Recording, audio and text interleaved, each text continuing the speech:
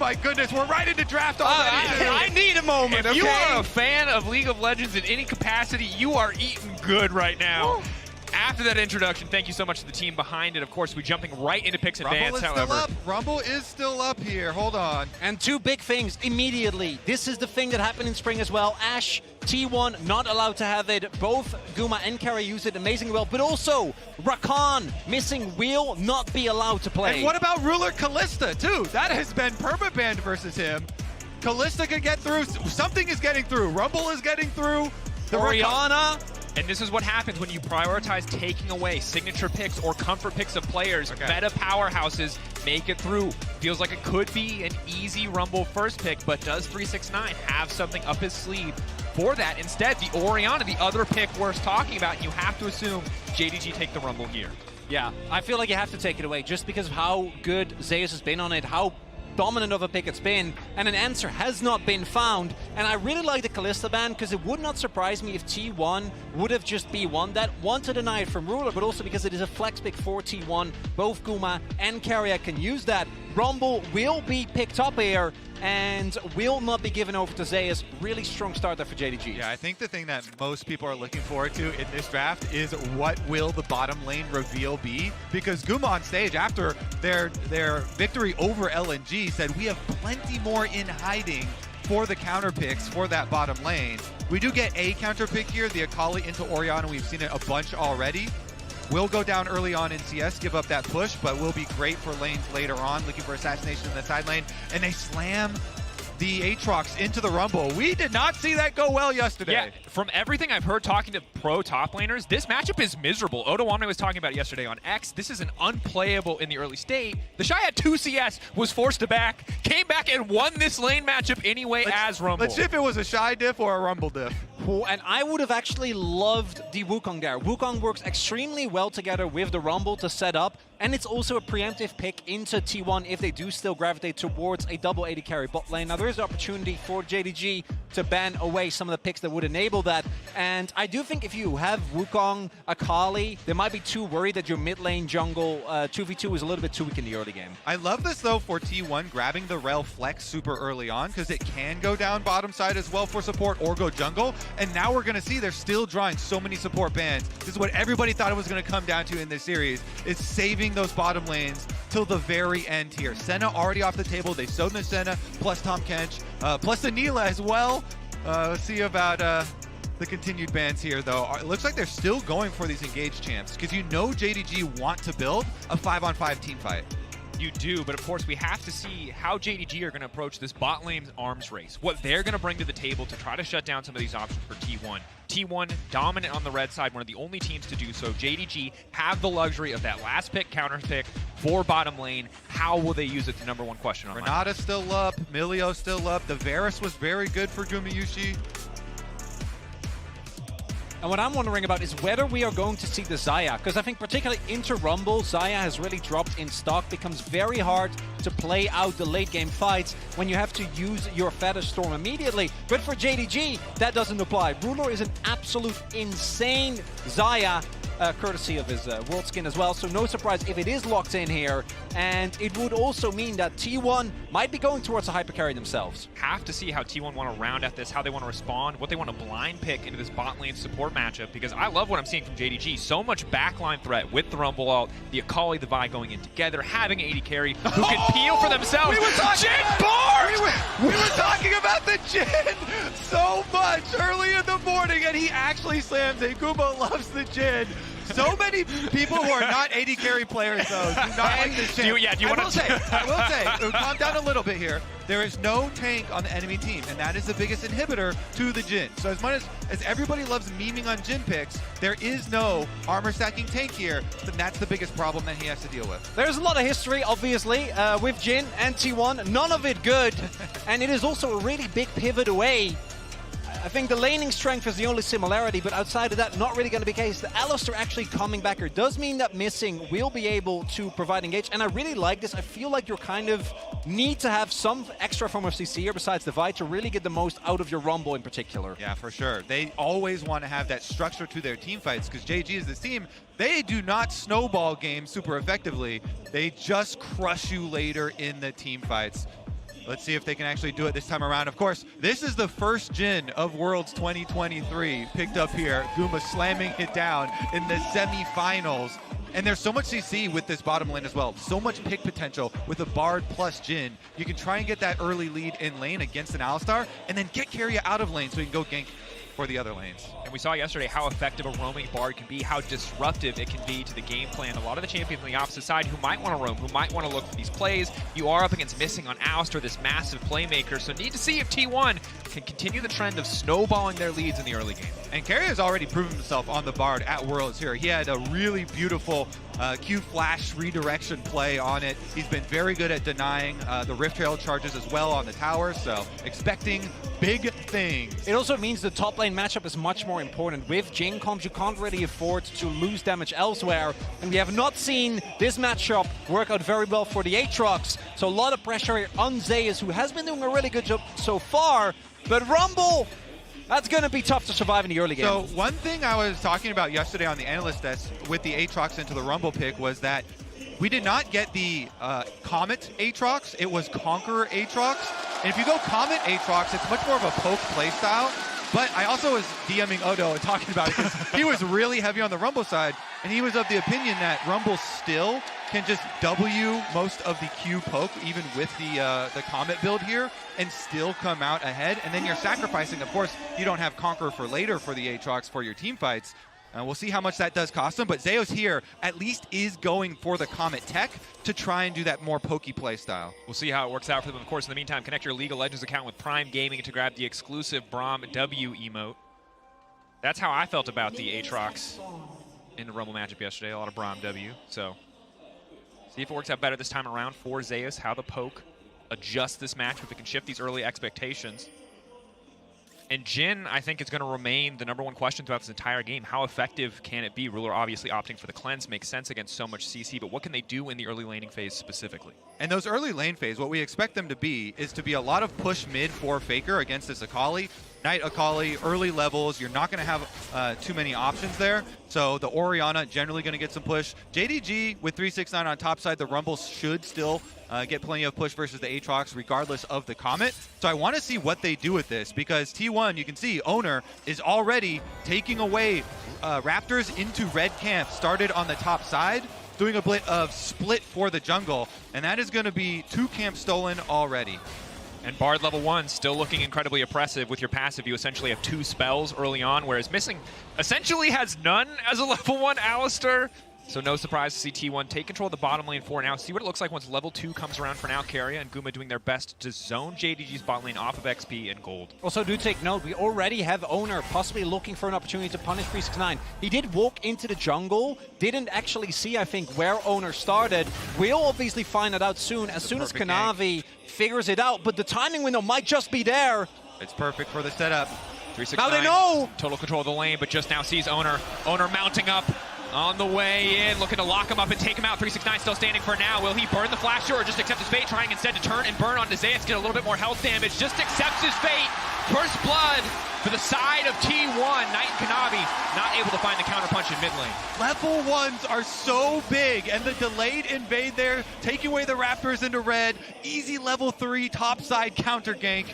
Or just pure gank there for Oner. Meanwhile, Kanavi getting chased off his attempted counter jungle. Oh, Faker trying to make sure that Kanavi does not just get the camp for free. Now Oner's on his way, and Keria, he's trying to collapse. Keria coming through. Magical journey through the wall will just completely zone him off the camp. Defense complete. And now Kanavi is going to know he's got nothing to go back to in his own jungle. Even gets stunned up here in mid lane by Keria, further delaying him. Everybody knows, T1 know his only option is to come topside towards a Scuttle Crab or towards some more blue camps here. So it looks like Oner comes up, he covers that top Scuttle Crab, and there is nothing for Kanavi. Not only that, but Oner already has been able to get it back in, whereas Kanavi still had to be out on the map trying to pivot, and this timing window was so short because you see Kanavi there pinging. They know that Oner is on the top side of the map. 369 just wasn't able to get the wave in time. And the key is this ward right here that they had to see, the regular gank path is all circumvented by that level 1 that we're talking about. When he starts on Raptors, goes into red, he just 3 camp clears JDG's side of the jungle, comes from behind you with a red buff, and that is going to influence the data on our Aatrox Rumble matchup a little bit further. And you got to respect T1's foresight to prepare for what is considered a Rumble-favored matchup by leveraging some early jungle priority here to the top side of the map. Zeus getting closer and closer to what we assume is the first item Hex Drinker. We saw in the Gwen matchup how impactful that item is in the 1v1. You know what they say? The most important part of a top lane matchup is jungle. Yeah! No fair fights in the top lane. Also, you know, Zeus went for Doran's Blade, so really opting into the early lane dominance, in addition to the kill that he already got, doesn't really set him behind, does give him a lot more combat stats to try and stay on parity. Because if you can mitigate the Rumble early on, it gets you to the point where the Aatrox can actually skirmish. And as already mentioned, I do expect it to be a Hex Drinker, given that you're playing to double AP topside, and T1 have been very aggressive in securing early Heralds. It's 5 minutes into the game. T1 already have a 1,000 gold lead. No objectives taken quite yet. Herald, of course, hasn't even spawned. But T1, we expected them to pull ahead in the laning phase, but they are much further than just a little bit ahead at this stage of the game. Yeah, it's so interesting and fun to compare the playstyle of these two juggernaut teams. Absolute masters here at Worlds in very different arenas. T1 masters of snowballing these lane phases into mid-game and into end of the entire Nexus. Meanwhile, JDG, they have not put a lot of effort in a lot of their games into getting huge early leads, but they have been explosive in their mid-game team fights and actually have a quicker average game time because of it. Oh, and I would really like this from JDG, because you know T1 is going to try and aggressively stack dragons, but they won't have the opportunity. We do see Knight already here. Doesn't look like T1 is going to be able to contest this. Zeus going for the solo bolo, and he just gets the kill! What? That is not a Comet diff right there. That's a Zeus diff.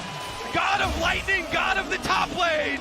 He lays it down, and 369, it is in the dirt again. Whoa! And for T1, after the chase performance we saw last week, we wondered what level Zeus would be at, what level T69 would be at in this matchup. When he got the Rumble, I thought for sure he'd be favored, but Zeus setting the expectation on its head, and 369 just too far behind, stepping far too far forward. Yeah. Q1 confirms the pullback on Infernal Chains, makes it easy. Yeah, just dash forward, hits the chain. He had the level 6 advantage. Gets the solo bolo. And again, it all comes back to the early jungle path for Kanavi, stealing away, or for our Oner, stealing away the camps, getting the gank off.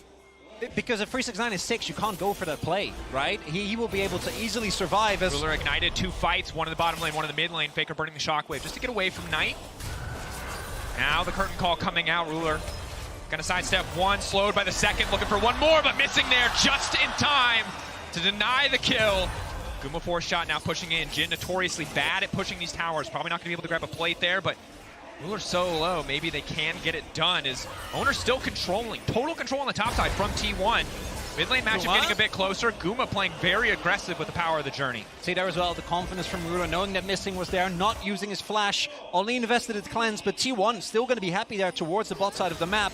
I think the big thing for JDG is to not let the map snowball from here. That early Drake actually makes a really big difference, because we know this team is going to play for, say, 1-2 item spikes and the 5v5. So delaying the point where T1 forces you into a must-fight scenario with Drake stacking early on has already been delayed. And then secondly, Knight has been able to do a really good job of mitigating the early presence that Orianna is expected to have by just staying on CS parity. I have to say, especially with the early money and being behind, the early money going into Oblivion Orb and being behind, this Rumble is not going to have the same impact that we have seen Rumble at this tournament. Those team fight ultimates that he is supposed to bring for these objectives are going to be so much weaker than you're used to seeing. I don't know if the threat is even going to really be there for JDG, so T1 are going to feel very confident about this mid game and try and snowball here. Oner up to the top side, does see Kanavi as he comes over with that Scryer's plant, but they're calling up everybody here. This is going to be a full 5-on-5. Both bot lanes coming. No ultimates available for either support. There are ultimates for both Ruler and Guma. We'll see if T1 is able to contest here. No flash for Keria. Has to be a bit careful about how far forward he steps. Kanavi ready with the ultimate. Zeus strong. Getting low. But opted for lethality. He's still relatively squishy, all things considered. Zeus still stepping forward with the Infernal Chain, looking for the lockup. Tempered Fate now coming in, isolating Knight. Knight right in the back line. Oner immediately with the follow-up engage. Zeus still standing. Now finally the buy is going in, but it might just be too little too late. Knight, fancy feet to the back of the fight. Zeus ticking, burning, but the shutdown to 369. But now they're just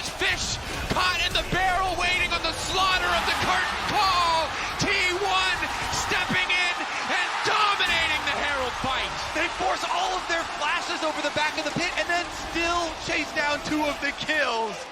That initiation, Keria Bard ultimate into Oner, timing the rel engage right afterward is massive. And the nightmare of the Jhin turns into a dream for T1 fans as this Herald fight goes their way.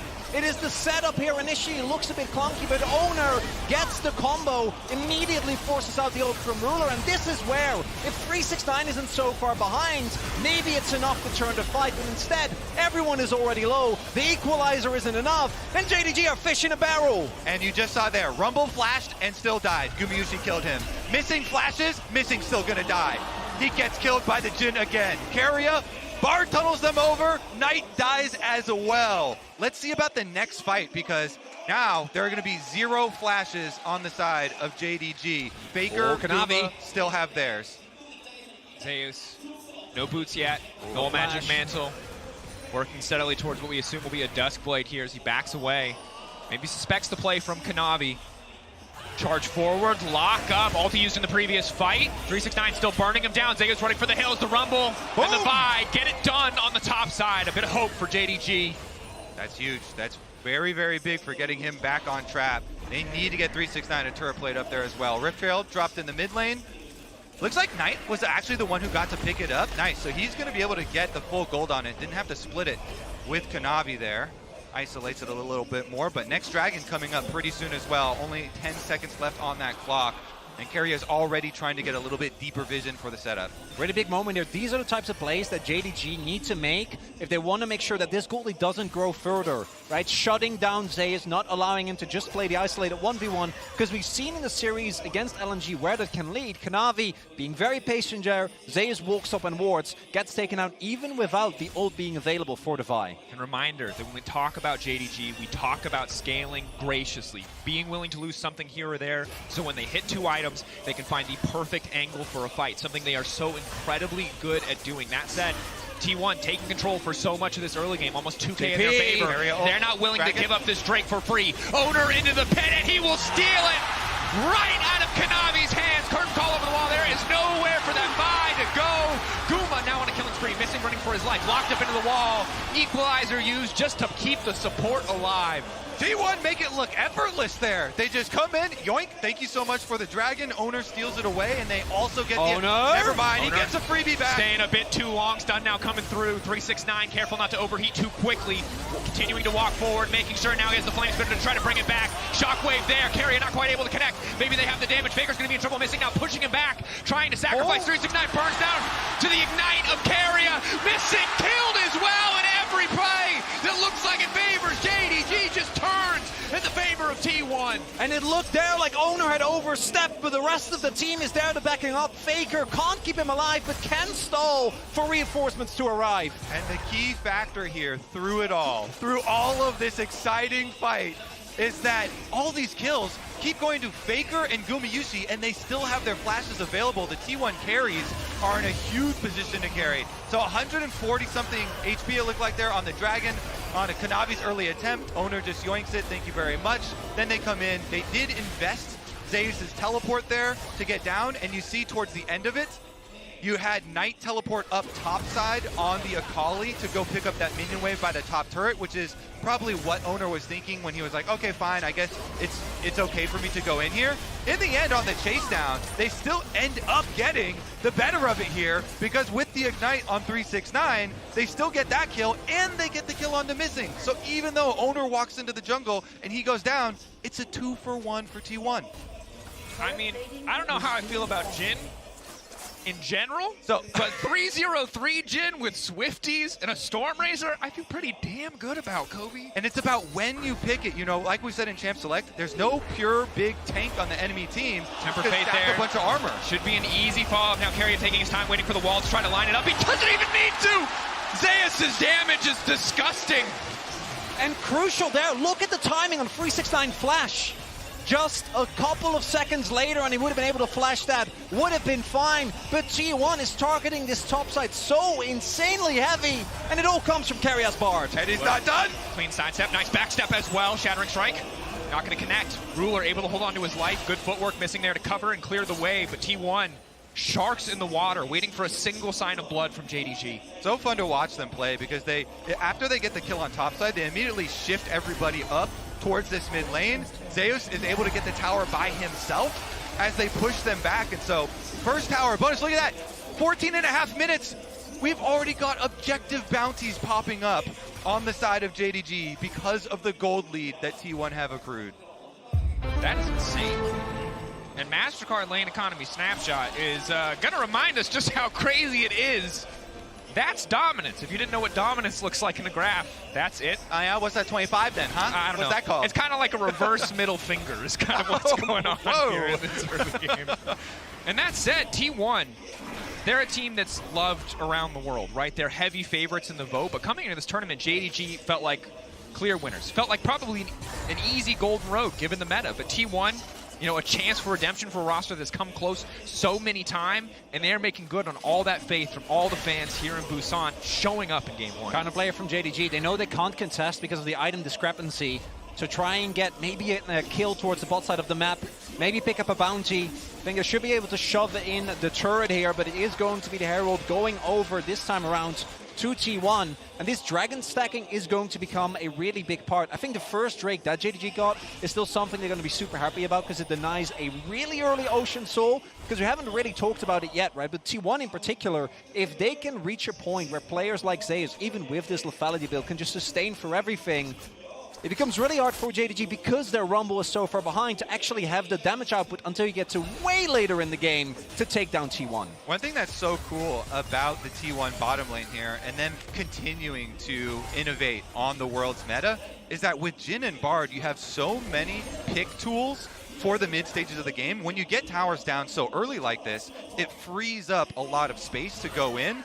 Room for Keria to make some picks here with the Bard ultimate, as well as Gumayusi with these W's, trying to root up behind anything that Oner goes for. So when you're in a time window like this, where Zeus does have his teleport ready, you have to be so scared as JDG, because Zeus can just split push and then still teleport into the rest of the team towards this dragon spawn. There he comes. Now the curtain call comes out, isolating Kanavi. Keria now on the follow, trying to take the jungle out before the dragon comes alive. Ignite already burning down, Kanavi running. Half health. If T1 want to capitalize on this window, they're going to need to fight soon. And look at that. Zeus was able to push the wave all the way up. He teleports down to the bottom side. Now T1 have the minion wave crashing top side. They can push out mid, and they're threatening JDG on this team fight. Zeus on the flank, down bottom, in the tri-brush. Herald already utilized. Going to create some pressure, going to break open mid lane at the very least. T1 already pulling ahead in the play. If they can get the Drake as well, it's everything. Oner waiting in the darkness. JDG, this is such a tough angle to fight from. Continuing to stay around, continuing to stick around, willing to give up so many resources. The crash in mid lane already happened from the Herald. The tower slowly but surely crashing. Or rather breaking down now as Dragon still aggroed here. Keria playing on the edge. Ruler going through the portal. Feathers fly, but to little effect as JDG just have to run the pullback over the wall. Now they're just trying to isolate and take out Zeus. Big gold influx for the side of JDG. Can they take the follow-up fight? Already the equalizer burned. Keria running through the magical journey. Everybody trying to get out, but Oner will be denied. Oner cannot find the escape, but it doesn't matter because T1 are there in time. Missing, trying to fire back. Gumayusi out of ammo, desperately trying to reload, but here comes the kunai. Here comes Knight to flash away to safety. 3 shots left in the barrel. Manages to lock him down, playing on the edge, missing. Has he stabbed Faker's coming! Far. Faker on the flank. No shockwave. A lot of help. Has to play careful here. Knight, no ultimate. Needs to make his way out of this one. The lockup there from Guma from so far away. Oner coming in. The pullback on the missing, trying not to stick around for too long. One taken down already. Knight now going in, trying to turn it back. Guma says not today.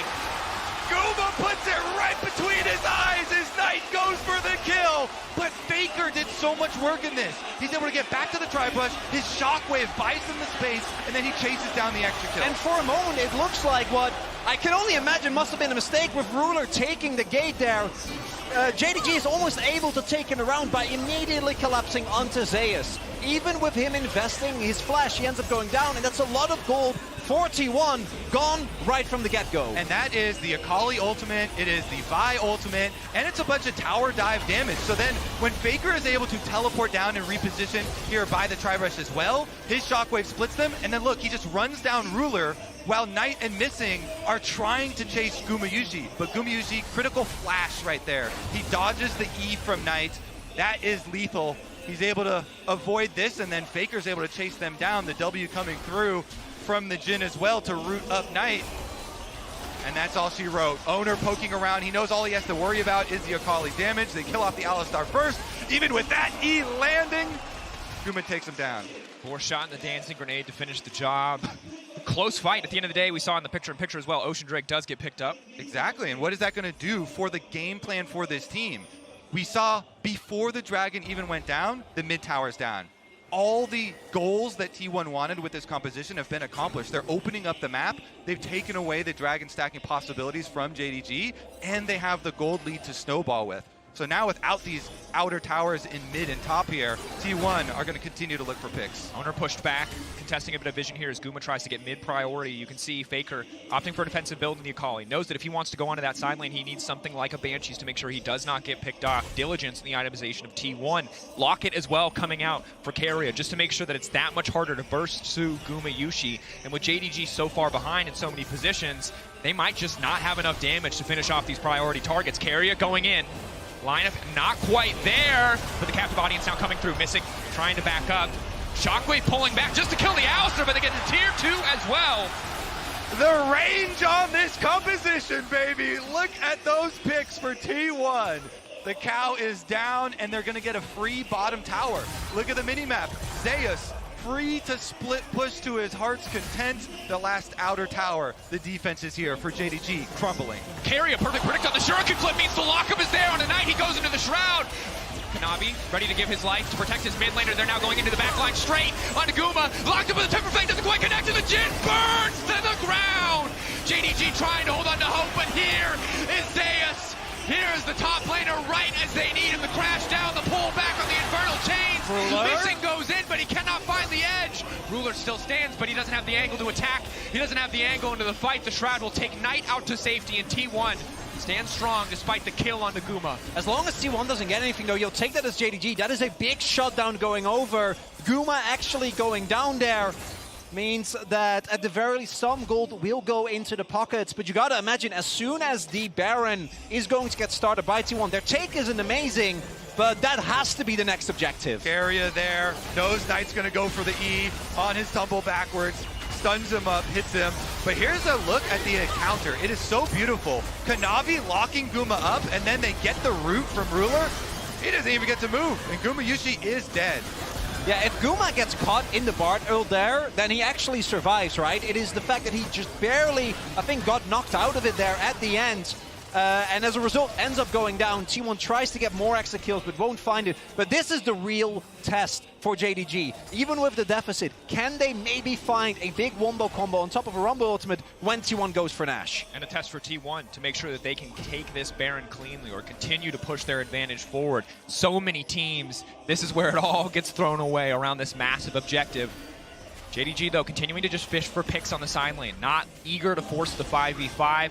The deficit they're at, it makes a lot of sense. 7k gold advantage for the side of T1. People usually... Uh-oh, as we have Oner getting into some dangerous territory here. Walk away. Rumble's recalling right now, and Rumble doesn't have teleport. He's Ignite Rumble, so there's no way they actually try and fight it. All right, JDG, they want to defend their vision, but they have to choose their moment. They're so far behind that now, if they lose another fight, then that will be Baron, and that will be the end of the game. That will be all that T1 need to end it. Big thing here, though, is that that ward isn't spotted by the control ward. So there is 100% knowledge for JDG, whether or not T1 has actually started up the Baron. So JDG can just sit there, bide their time. Missing walks forward, immediately forced to break the Unbreakable Will, or to pop the Unbreakable Will. That was an immediate cost to curse. Sorry for your flash missing. To be fair, he knew they at least weren't on Baron, even if he wasn't sure of anything else. T1 have started this one. Guma in the area. Again, a slower Baron normally, but they're so far ahead with the Jhin that it might not matter.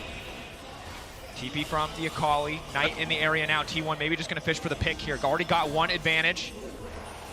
Tempered Fate onto Kanavi is big. The lineup is there. Zeus immediately going to look to knock him down. Can they find it? Kanavi now going right back into Zeus. Oner in the area. Getting damage coming in for the Darkened Blade. Missing on the backside, trying to buy some space. With a shockwave, it's clean. And in comes the curtain call. It is Zeus wreaking havoc on all of JDG to finish the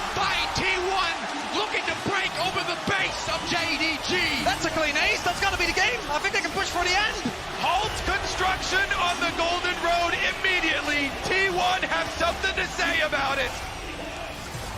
From start to finish, they have been in the driver's seat from the creative pathing in the early game of Oner to shut down 369. T1 have their eyes on the prize, and the prize alone. A spot in the finals, or at least one game closer. T1 showing up massive in this first game. Missing and Kanavi should not be enough. The Nexus lower and lower. T1 drawing first blood in this series. Well. Blue side, game one, quite the flex here from T1.